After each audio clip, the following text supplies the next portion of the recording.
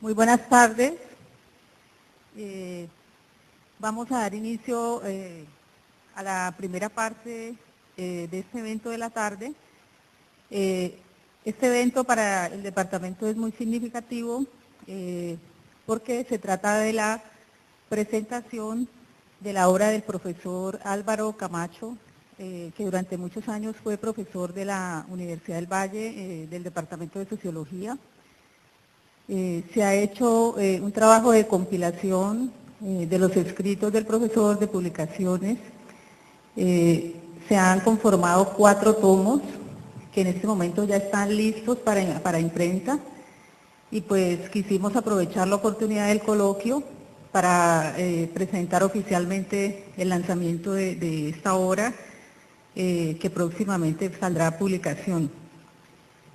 El profesor Alberto Valencia del departamento va a hacer la presentación, y también nos acompaña la profesora Nora Segura, que durante también muchos años fue profesora del departamento, es en este momento jubilada, y también nos acompañan los hijos y la nieta, Miguel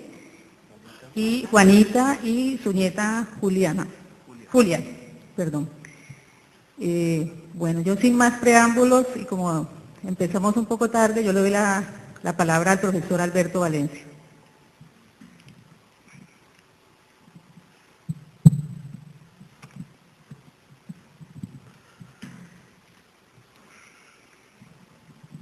La Universidad del Valle,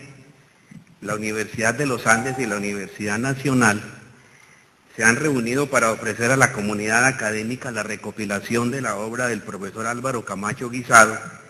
miembro de estas instituciones en diferentes momentos de su vida, fallecido en Bogotá el 11 de diciembre de 2011 a la edad de 72 años. El criterio de selección ha sido recuperar todos aquellos trabajos que siguen siendo actuales por su contenido, pero igualmente aquellos textos que tienen valor de documento para comprender la trayectoria y la mentalidad de un intelectual contemporáneo, así como la evolución de la sociología en Colombia. La obra se ha dividido en 4 volúmenes que abarcan los principales temas de interés de la investigación sociológica de Camacho: el análisis de coyuntura y estructura social y política, la violencia y el conflicto, y el narcotráfico. Como ocurre con frecuencia en un trabajo de recopilación de esta naturaleza, uno de los volúmenes, en este caso el primero de la serie, recoge textos diversos que no se pueden clasificar en los 3 campos anteriores, pero que tampoco conforman un corpus suficiente para organizar un volumen especial. Este bloque, a pesar de su diversidad, nos permite comprender su concepción de la sociología, nos muestra las primeras etapas de su producción intelectual y su interés episódico por el estudio del trabajo informal. La gran mayoría de los ensayos que lo componen fueron escritos antes de 1990. Para presentar cada uno de los volúmenes se ha solicitado a una persona conocedora del tema y próxima al autor por algún nexo profesional o afectivo, la organización de los textos, la supresión de algunas repeticiones y la elaboración de un prólogo que permita al lector ponerse en contacto con el conjunto de cada parte de la obra. Las exclusiones han sido pocas, y lo que ofrecemos aquí es una recopilación casi completa de sus escritos en un lapso de 50 años, desde 1963 hasta el momento de su muerte. La recopilación comprende 3 libros, entre los cuales se encuentra su tesis de doctorado, un libro escrito a 4 manos en colaboración con Álvaro Guzmán, la participación en varias obras colectivas y numerosos ensayos. En términos generales, la obra, a la manera de los escolas norteamericanos, tiene un carácter predominantemente ensayístico, hasta el punto de que su libro sobre las drogas es más una colección de ensayos que un tratado sobre el tema. Y desde este punto de vista se convierte entonces en uno de los mejores representantes en Colombia del ensayo académico, no como un género libre, sino como un género particular sometido a las normas de la sistematicidad y del rigor. En lugar de una presentación estrictamente temporal de los textos, Hemos optado por combinar el criterio temático con el criterio cronológico de manera variable en cada una de sus partes y separando los ensayos de los libros. Esto no impide que el lector que haga el recorrido por los 4 volúmenes tenga la posibilidad de reconstruir los principales hitos de su trayectoria intelectual, identificar sus características, los cambios de temática e incluso de orientación. En los primeros textos encontramos la huella de un investigador formado en una sociología de orientación empírica que recorre el país recién graduado en la universidad para estudiar las instituciones jurídicas en La Guajira o las primeras formas de colonización del Putumayo. Pero también encontramos a un intelectual marxista altamente politizado en el ambiente de los años 1960 y 1970. El libro Capital extranjero, subdesarrollo colombiano y la obra compartida con Humberto Rojas, Frente Nacional, Ideología y Realidad, lo hicieron conocer ampliamente en el mundo de la izquierda de aquella época. La inspiración marxista también se expresa claramente en su tesis de doctorado de Wisconsin, La organización de la centralización del capital en Colombia, publicada en 1975 por la Universidad del Valle, y en su estudio Ideologías y Desarrollo en el Valle del Cauca en la segunda mitad del siglo XIX y en las investigaciones sobre trabajo informal elaborados durante la primera mitad de los años 1980, en un momento en que este problema había pasado a un primer plano en el ámbito latinoamericano. A medida que vamos avanzando en su obra, las categorías propiamente marxistas utilizadas en sus primeros trabajos, clase, ideología, composición orgánica del capital, renta de la tierra y muchas otras, se van desvaneciendo, pero en ningún momento desaparece el espíritu crítico radical aprendido en contacto con Marx. El tema del narcotráfico se convierte en un interés prioritario de sus investigaciones desde finales de los años 1970. En 1981 la Universidad del Valle publica el libro Droga, Corrupción y Poder, Marihuana y Cocaína en la Sociedad Colombiana, que es ampliado y sustituido en 1988 por el libro Droga y Sociedad en Colombia, El estigma y el poder. Durante los últimos años de su vida mantiene en la Universidad de los Andes un curso sobre sociología del narcotráfico y en el año 2011 publica el último de sus escritos sobre este tema precisamente. El interés por el análisis de la coyuntura social y política aparece en su producción intelectual desde la década de 1980. A raíz del fracaso de las negociaciones de paz del gobierno de Belisario Betancur y motivado en ese momento por el incidente de la toma por parte del ejército en Cali de la Loma de Mónaco, donde él vivía, como reacción a la presencia del M-19 en el vecino barrio de Siloé, se interesa de manera creciente por el problema de la violencia y el conflicto. Alrededor de estos 3 ejes gira su trayectoria intelectual durante las 3 últimas décadas de su vida. El lector podrá encontrar en esta recopilación de la obra la huella de cada una de estas orientaciones de su investigación. Camacho era un hombre que asumía plenamente su identidad como sociólogo, defendía con ahínco la profesión, luchaba por su desarrollo en el país y por su institucionalización en los programas académicos universitarios o en centros de investigación. No obstante, la principal preocupación que daba unidad a su trabajo intelectual no era la sociología en general, sino el análisis empírico de la sociedad colombiana. La teoría sociológica siempre estuvo en el centro de sus preocupaciones intelectuales, pero no como un fin en sí misma, en un sentido escolástico o intelectualista, sino como un instrumento al servicio de sus problemas concretos de investigación, bajo la idea de que la teoría solo se realiza en el trabajo empírico. De hecho, en el conjunto de su obra encontramos muy pocos ensayos teóricos, porque la inmensa mayoría versa sobre análisis de situaciones concretas en los que la teoría aparece siempre integrada al trabajo empírico. Como aparece en frase marginal en boca de una de las personas que después de su muerte dieron testimonio de su relación con él, se podría decir que Camacho era un pensador desde lo concreto. Su gran lección consiste en la exigencia de mantener siempre contacto con la realidad, un polo a tierra muy bien instalado, en no separar lo teórico de lo empírico, en tener siempre en cuenta que los planteamientos abstractos solo tienen sentido si pueden servir como punto de referencia para acercarse al análisis de una realidad concreta. Tenía una especial sensibilidad por captar la singularidad de todo lo que observaba, como se puede ver en su insistencia en los problemas de la coyuntura, e incluso una dificultad correlativa para remontarse a ideas abstractas que no tuvieran vínculo con consideraciones empíricas. Esta exigencia de concreción es la impronta que dejó en el Departamento de Ciencias Sociales de la Universidad del Valle durante los 18 años de su permanencia y que aún se conserva. Camacho proviene de una tradición crítica de la intelectualidad colombiana, muy influenciada en su primera etapa por el marxismo y la militancia política, orientada a participar en un proceso de transformación revolucionaria de la sociedad. De hecho, en una primera parte de su vida, intentó hacer parte de diversos grupos políticos, como es el caso del trotskismo o el movimiento Firmes. Un compromiso de esta naturaleza implicaba hacer proselitismo en los barrios populares,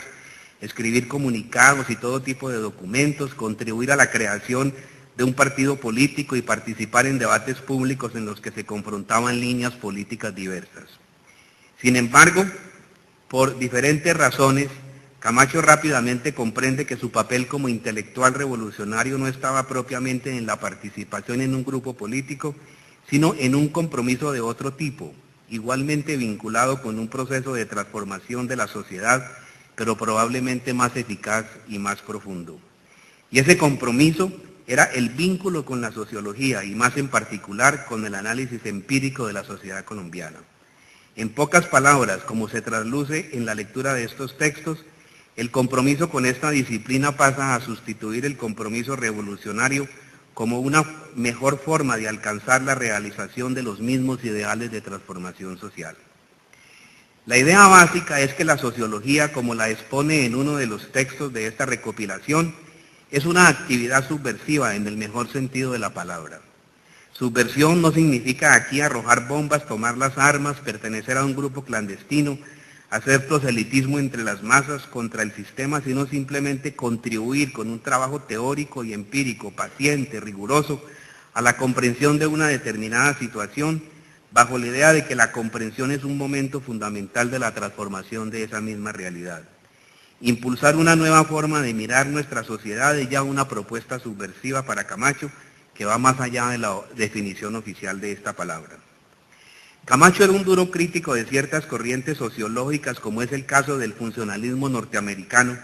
que conoció ampliamente a su paso por los Estados Unidos y sobre el cual afirma que había perdido su capacidad crítica y la posibilidad de plantear perspectivas orientadoras de acciones transformadoras del orden social y se había convertido en una apología del modo de vida norteamericano al servicio de los intereses de ese país en el mundo. No obstante, ese mismo funcionalismo, como observa Anthony Giddens, que proponía un tipo de teorización que podríamos denominar metafísica y apologética del orden social, produjo también una enorme inspiración empírica por el importante cúmulo de investigaciones que suscitó, como se puede observar en el trabajo de campo de los antropólogos o en la propia sociología norteamericana. Y es de hecho con esta dimensión empírica con la que Camacho se pone en relación a su paso por los Estados Unidos. Hay que tener en cuenta además que buena parte de los trabajos fundadores de la sociología colombiana, realizado por sus primeros maestros en el marco de la Facultad de Sociología o un poco antes, estaban inspirados en la orientación empírica del funcionalismo norteamericano, como es el caso de Campesinos de los Andes y El hombre y la tierra en Boyacá de Orlando Fassborda, de La violencia en Colombia de Monseñor Guzmán y otros, y de La familia en Colombia de Virginia Gutiérrez. De hecho, el propio Camacho subraya que una de las características fundamentales de sus primeros profesores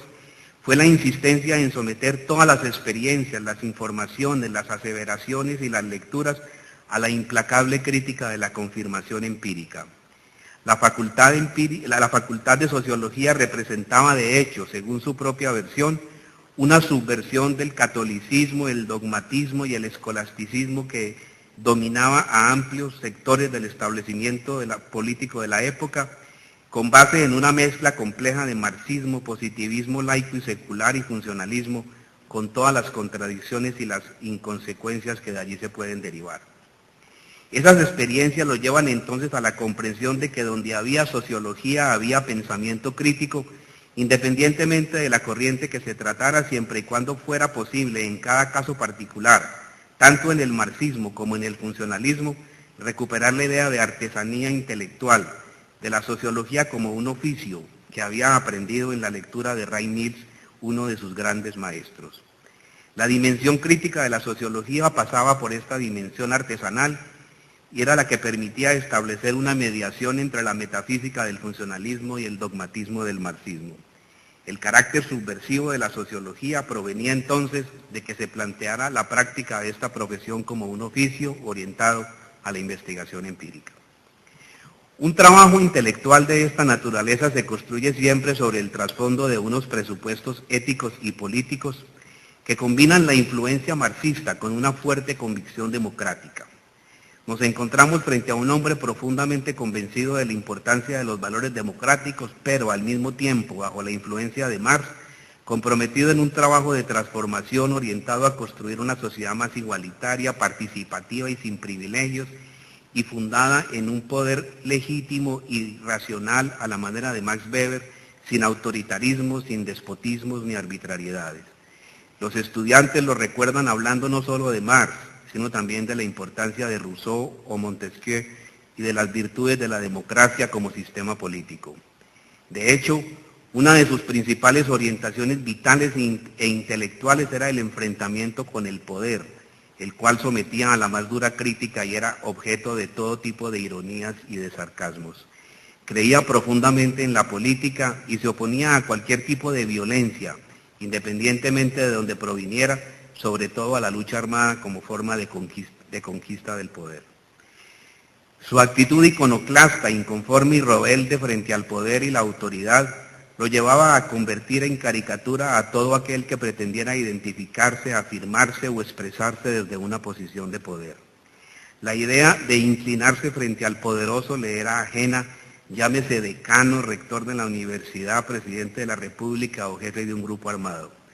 Cuando ingresó a la Universidad del Valle en 1972, en un momento en que estaba a la orden del día la expulsión de los profesores de izquierda después de la gran crisis estudiantil de la época, tuvo el valor suficiente para enfrentarse solo, aún a riesgo de su estabilidad laboral, al despotismo de los rectores de turno, porque sus compañeros de entonces habían tenido que salir expulsados de la institución. Camacho era un gran defensor de la política, pero era un gran enemigo de las componendas y de todas las formas clientelistas y patrimoniales de apropiación del poder. Una de las principales lecciones que aprendíamos de él era el respeto por lo público, como se expresa en su empeño por defender la universidad como una de las instituciones básicas de una sociedad democrática. Fue un académico en el pleno sentido de la palabra, que defendía a toda costa la libertad de pensamiento y de expresión como condición fundamental para el desarrollo de la investigación y la docencia. Pero sobre todo, fue una persona que marcó un estilo de trabajo y una ética que ponía la actividad académica por encima de cualquier tipo de interés de índole personal y nos invitaba a todos los que éramos sus colegas en ese momento a identificarnos con los intereses colectivos del grupo y de la universidad, a ponernos la camiseta del departamento, como decíamos en ese entonces. Parte fundamental de su obra fue su propia vida, la que compartió con sus amigos, la que sobrevive en el recuerdo de los que estuvimos cerca como colegas o como estudiantes. Como dijo Gonzalo Sánchez el día del funeral, de Álvaro sabemos lo que podemos contar todos sus amigos porque su vida era la de los demás. Por este motivo hemos incluido como anexo del primer volumen de esta recopilación una sección que recoge los testimonios presentados por sus amigos en el momento de su muerte, en la que aparecen preciosos comentarios sobre sus realizaciones y su personalidad, con la convicción de que nada hay más importante que permanecer en la memoria de los amigos, de aquellos con los que se vive y se lucha. Camacho fue un intelectual que a través de sus actos o de sus ideas tuvo una influencia en la vida política de este país, inspirado por una ética aprendida muy tempranamente en la obra de Ray Mills, uno de sus principales inspiradores, que prescribe vivir los problemas personales como públicos y los públicos como privados. Participó en 3 de las principales comisiones que han dejado informes sobre la situación de violencia en el país, que tuvieron una alta incidencia en su momento. Durante la primera violencia con mayúscula, ayudó a sus entonces maestros de la Universidad Nacional a recoger las distintas versiones sobre lo sucedido, como da testimonio la foto suya que aparece en la segunda edición del libro La violencia en Colombia de Monseñor Guzmán. En 1987 hizo parte del conocido grupo de los violentólogos que publicaron el libro Colombia, Violencia y Democracia. Las 2 ideas básicas que se difunden en la opinión como resultado del trabajo de la comisión que redactó esta obra, es decir, la existencia de múltiples violencias, no solo la violencia política, y la creciente urbanización del conflicto, se deben en buena medida a su aporte, según testimonio de sus colegas en esta labor. Y recientemente tuvo una muy atractiva participación en el grupo de memoria histórica organizado por la Comisión Nacional de Reparación en el año 2005, donde fue redactor del primero de los informes Trujillo, una tragedia que no cesa, publicado en el año 2008. En sus estudios sobre el narcotráfico fue uno de los primeros en mostrar las consecuencias terribles de la política de prohibición de las drogas y en establecer los parámetros de una lucha por la despenalización. Hoy en día es posible suponer que su nombre figure en los archivos de la DEA como uno de los intelectuales latinoamericanos más empeñados en hacer oposición a la política antidrogas de los Estados Unidos. Igualmente, fue uno de los primeros que se interesó por la figura de las víctimas, no solo de la violencia, sino también del narcotráfico en su conjunto, es decir, incluyendo los productores, los campesinos y los consumidores. Uno de sus últimos proyectos intelectuales fue construir una base de datos de las víctimas del narcotráfico durante las últimas décadas. Participó activamente en la reforma de la policía, fue consejero de Seguridad Ciudadana del alcalde Mocus de Bogotá y durante varios años mantuvo una columna en el periódico El Espectador en la cual aparecen de manera recurrente todas estas preocupaciones intelectuales. Camacho no era solo un investigador, sino también un hombre de realizaciones, un gran promotor de la creación de grupos para trabajar colectivamente en pro de un proyecto intelectual y de espacios institucionales que lo hicieran posible con base en un gran poder de convocatoria. Siempre tenía una idea en la cabeza que quería poner en práctica. Durante los años pasados en la Universidad del Valle, entre 1972 y 1990,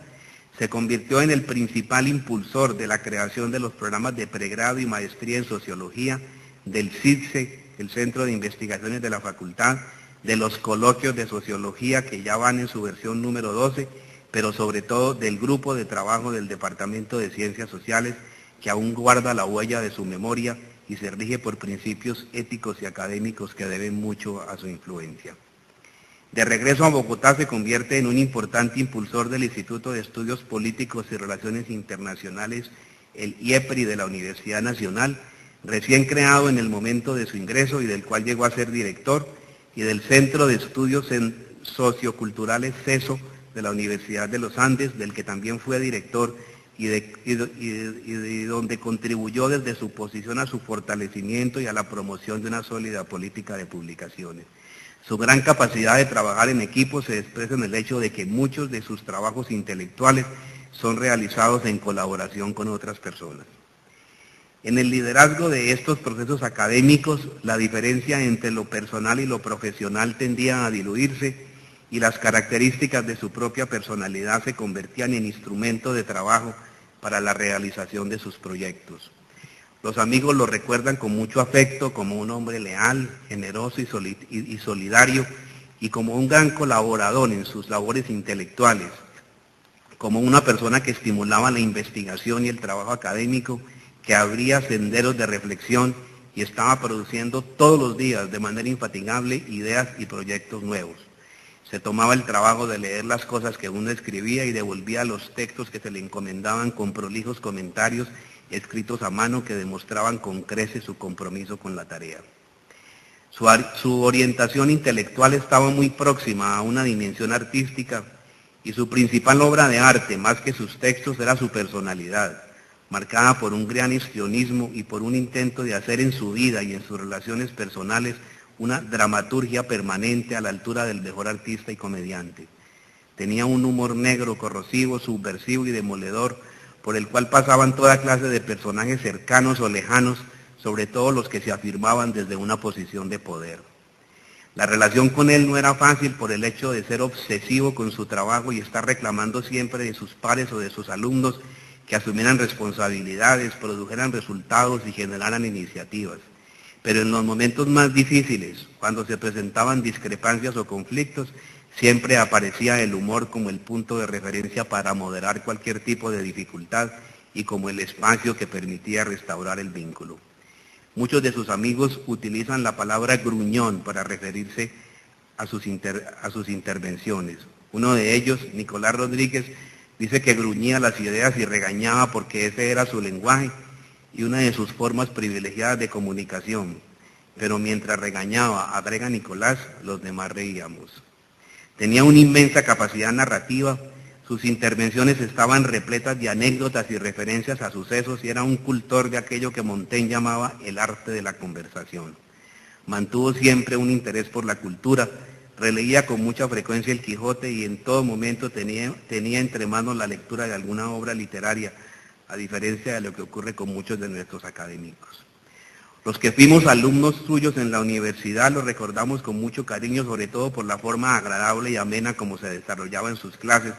en las que desplegaba plenamente todo el sentido de humor que poseía y una gran irreverencia frente a la vanidad y la ostentosidad ridícula de todo lo que apareciera como símbolo de poder.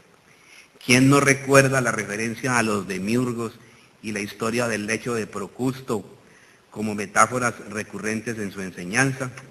En su versión, María, la de Jorge Isaac, no había muerto de tuberculosis, sino como consecuencia del desarrollo del capitalismo, que al transformar las idílicas relaciones patriarcales de la hacienda esclavista, se la había llevado inexorablemente a la tumba al cambiar su entorno económico y social. Referencias de este estilo eran frecuentes en sus intervenciones. Sus clases, más que conferencias magistrales, eran la puesta en escena de una idea con base en toda clase de recursos teatrales. Freud dice en alguna parte que los maestros no nos seducen tanto por la doctrina que nos enseñan, como por algún rasgo personal que identificamos en ellos, que coincide de alguna manera con la historia y los proyectos propios, así no sepamos dar cuenta de ellos conscientemente.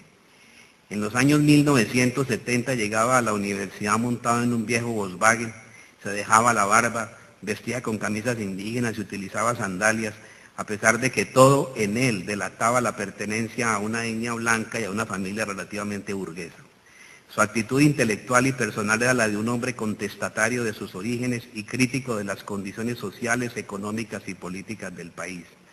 Su apariencia era la de un burgués culto pero rebelde, amante de la buena vida pero militante de izquierda y perteneciente a una familia comprometida con actividades artísticas. Todos estos rasgos hacían parte de un inmenso trabajo de seducción en favor de la investigación y la cultura y contribuían a fomentar en nosotros, sus estudiantes de entonces, el interés por la sociología. No sé si al salir de las clases habíamos aprendido mucho en estricto sentido, conceptualmente hablando, pero lo que sí ocurría siempre es que quedábamos convencidos de que aquello de lo que Camacho hablaba era importante y debíamos a toda costa interesarnos por esos temas. El maestro, más que un saber, lo que debe comunicar a los estudiantes es un entusiasmo, decía Estanislao Zuleta, y eso era precisamente lo que hacía Álvaro Camacho. Muchas gracias.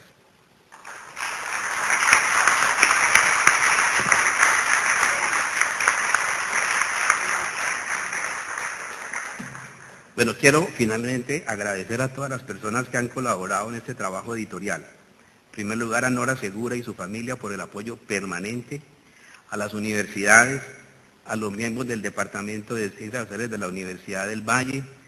a Hugo Facio y Carla Angebeck en la Universidad de los Andes, a Javier Orjuela, Álvaro Guzmán y Nicolás Rodríguez por sus colaboraciones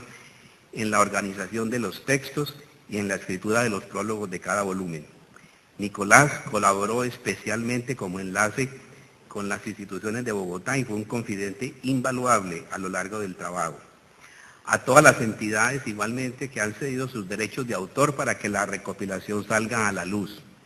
Y finalmente, y de manera muy especial, a las personas que han colaborado en el trabajo pesado de recolección y digitalización, en particular a Laura Sofía Fontal y Catalina Escobar, estudiantes del programa de Sociología, sin cuya colaboración ese trabajo no habría sido posible.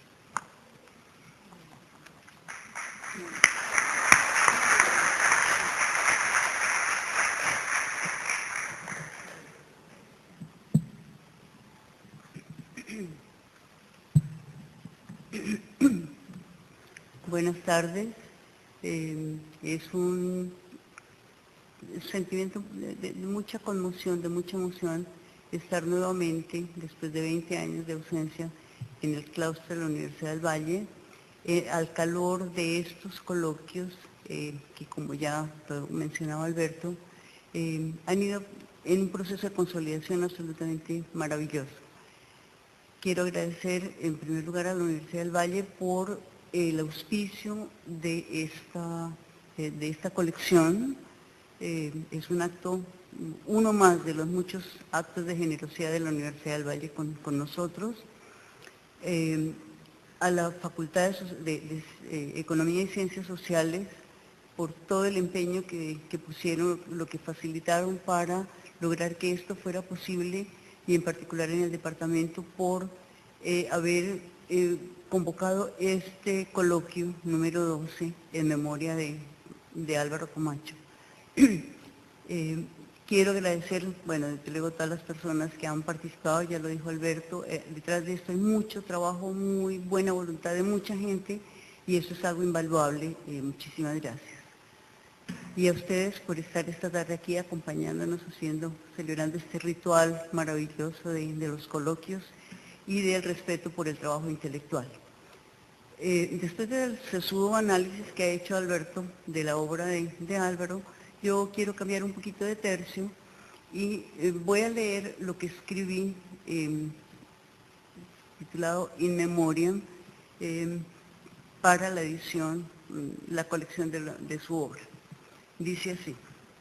la fila subía por unas escaleras cortas, el nerviosismo era evidente y una docena de jóvenes que apenas abandonaban la adolescencia miraba con ansiedad esa puerta que de rato en rato se abría para escupir a uno y tragarse a otro de esos desconcertados aspirantes a sociólogos.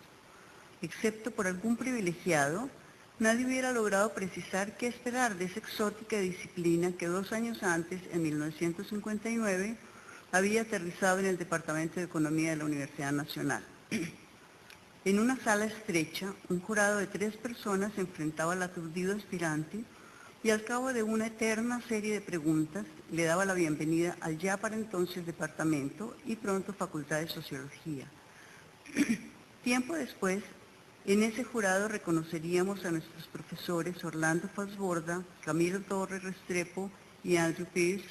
los padres fundadores que al lado de Virginia Gutiérrez de Pineda, Roberto Pineda, Eduardo Mañaluna, Jesús Arango Jaramillo, Tomás Ducay, Lachlan Kerry, María Cristina Salazar, de profesores visitantes entrañables como Arthur Vidic, Eugene Havens y tantos otros nacionales y extranjeros que hoy ya desaparecidos nos encarrilaron en un proyecto modernizador a través de la investigación y el conocimiento del país. Las turbulencias de los años 60 ya se presentían en una universidad nacional conservadora y en un país signado por la violencia, por sus desterrados y por un inédito volumen de migraciones. La facultad rápidamente se convirtió en un punto de encuentro con representantes de la Academia Internacional, a la vez que punto de atracción para una juventud universitaria ávida de cambio. Para desconcierto de su familia y de sus pares, Álvaro Camacho Guisado, mi compañero de banco en el salón de clase y de vida a lo largo de 50 años, había cambiado un brillante futuro como abogado del respetable claustro de la Universidad del Rosario por la incertidumbre laboral de una profesión desconocida en nuestro medio. Esa irracional conducta fue compartida por la mayoría de nuestros condiscípulos, cuyo número crecía cada año. Como compañeros de estudio, pronto empezamos a descubrir un país ancho y ajeno, y las tareas que de ahí en adelante nos amarraron a su destino. De La Guajira a Soachoque, de Boyacá a Lariari, aprendimos a echar pata, a espantar perros, a hablar con campesinos, a tomar cerveza en las tiendas de heredales y a comer lo que la suerte nos deparara. Más tarde, un corto paso por Manizales y Chinchiná nos mostró esa peculiar clase media rural, hija del café, antes de acceder a sendas becas Fulbright y al posgrado en los Estados Unidos, a donde fuimos junto con nuestra hija de poco más de 1 año de edad. Durante 4 años vivimos los ecos de otra guerra, la de ellos, y nos sumergimos en las experiencias más enriquecedoras, ligadas a una academia sofisticada y exigente, al despertar de una juventud contestataria, a la impensable coexistencia de diversos credos ideológicos, a una contracultura fascinante y al fundamental proceso de autonomía respecto de la familia y del estrecho parroquialismo de nuestros orígenes. Junto con otros 8 colegas, regresamos en 1969 a una universidad nacional inhóspita, suspicaz, intolerante, sectaria, que al cabo de 1 año y medio nos hizo claudicar del compromiso con nuestra alma mater. En nuestro caso, la Universidad del Valle se abrió como una posibilidad a lo largo de 19 años y la perspectiva del país desde la provincia, entre comillas, fue iluminadora. Llegamos a una Cali que se desperezaba de su pasado señorial y en la que vibraban la salsa, el arte, las culturas populares, la rebeldía juvenil, el entusiasmo deportivo, los reinados de belleza, en un clima tropical matizado por las brisas vespertinas del Pacífico y los nuevos vientos de la modernización. Las bienales latinoamericanas de grabado, el Museo de la Tertulia y su radiación plástica, las primeras huellas del cine nacional con los Mayolos y Aljures, la literatura con Andrés Caicedo, Fernando Cruz, Harold Alvarado y la revista Vivencias, el teatro con Enrique Buenaventura y Fanny Miki, un periodismo audaz en el periódico del Pueblo, con Daniel Samper, Fernando Garavito y María Mercedes Carranza, el psicoanálisis y la presencia de Estanislao Zuleta, las visitas periódicas de Celia Cruz y otros cantantes y orquestas internacionales de talla similar, una agitación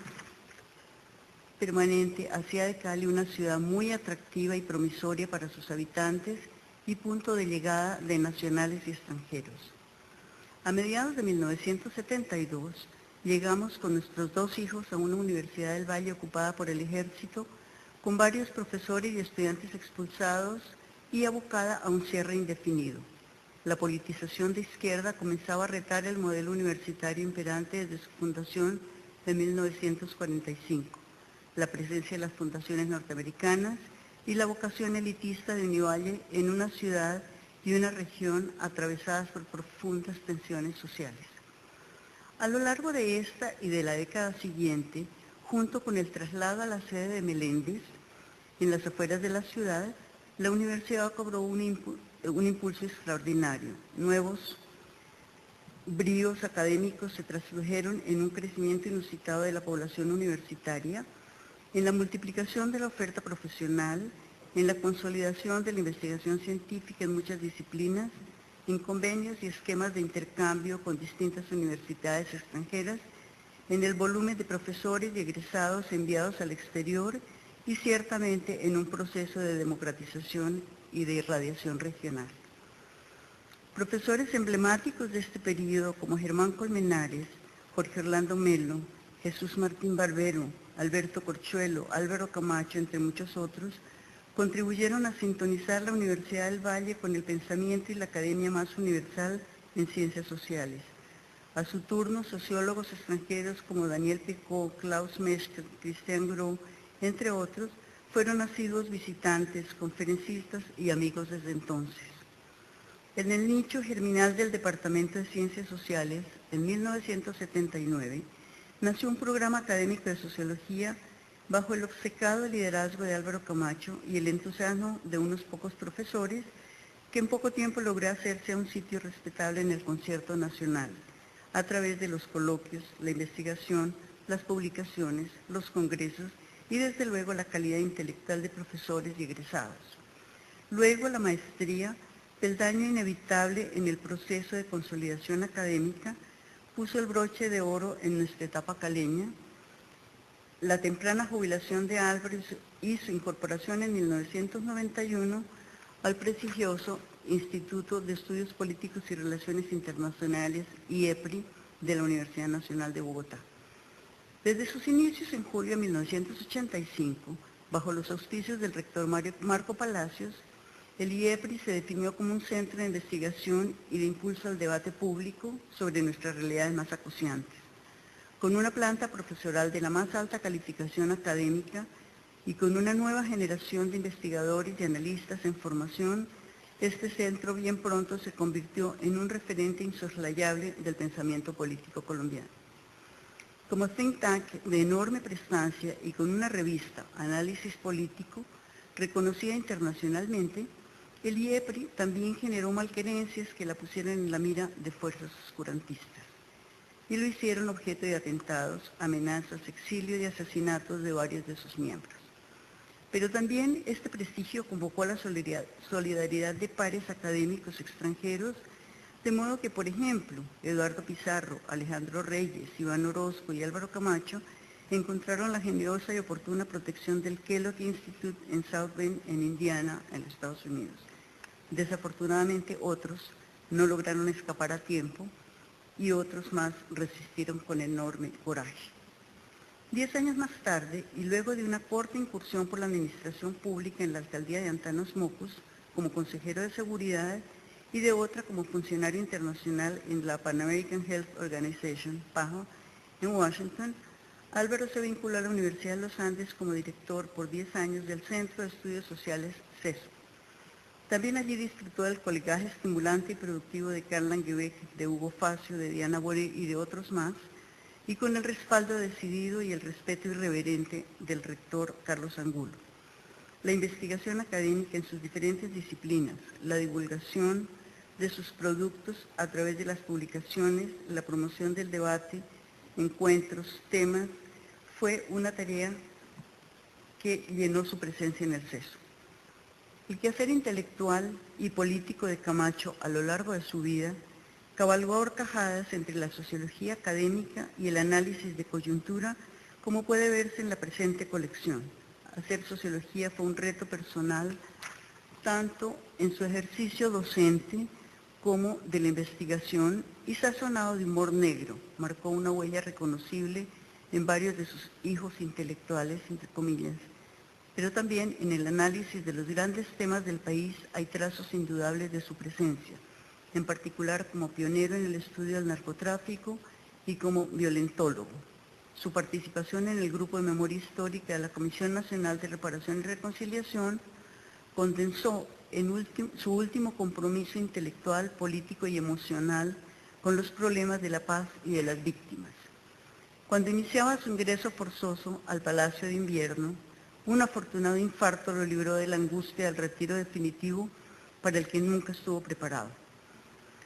Destacar las virtudes de Camacho como intelectual o como maestro, muy reconocido por cierto, corresponde a otros, pero quiero poner de relieve las 3 virtudes que para mí condensan al Camacho que conocí en la intimidad: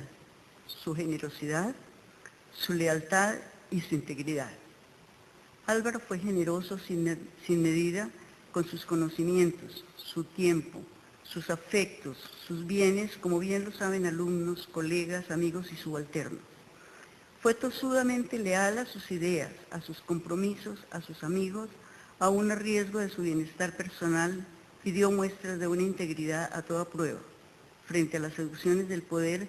prefirió siempre el segundo plano y la penumbra de sus convicciones de izquierda. Creo que sus interlocutores y amigos entrañables, Alberto Corchuelo, Álvaro Guzmán, Gonzalo Sánchez, pueden dar fe de mis acertos. No tengo palabras suficientes para agradecer a Alberto Valencia, a Nicolás Rodríguez y a otros que no menciono, su amistad, su cariño y el enorme empeño por poner esta selección a la luz pública. A la Universidad del Valle por hacerlo posible, al IEPRI y a la Universidad de los Andes por su generosa colaboración. A todos y a cada uno de los prologuistas en los distintos temas de esta selección, mil gracias. Y a ustedes, muchas gracias. Bueno.